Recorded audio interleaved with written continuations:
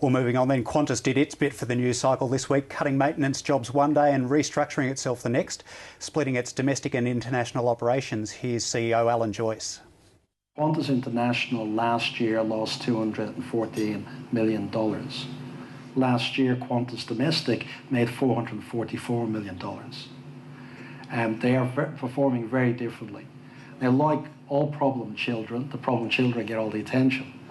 So we have everybody focused on Qantas International, and I wanted to make sure that there was also a continued focus on Qantas Domestic. Well, it created a few headlines this week, but was there anything of any real substance in the Qantas internal restructure this week?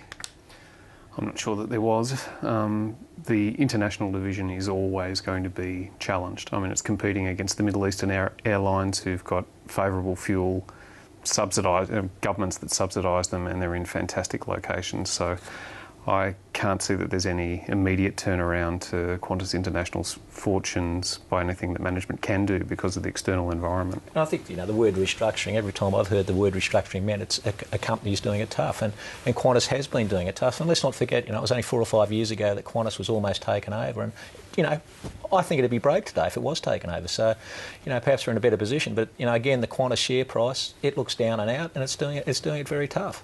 It's a real change in Qantas's modus operandi, though. In the past, they were very coy about revealing exactly how profitable international was versus domestic. So I think you always basically knew that. What we still don't know is Jetstar, really. They don't really strip that out, so we know exactly where the costs are coming from. All that.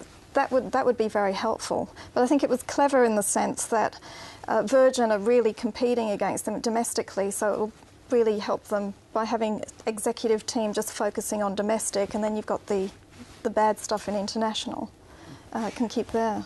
And of course, a missed opportunity for some investors a few years ago. Wasn't that long ago that they were being offered $5.25 a share for Qantas? Well, as I said, Qantas may not be here today if that had gone through. So there have been winners in the equation, but it's a tough environment. Airlines are tough. The oil price is coming down, but on the other side of that, the currency may be coming down, but listeners have it may be going up. So.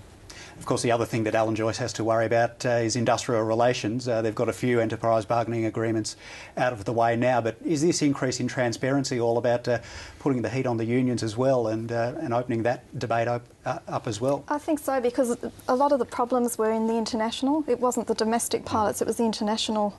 And so by really putting the spotlight on this is what it's losing, this is where the problems are, it will help get sympathy with the public.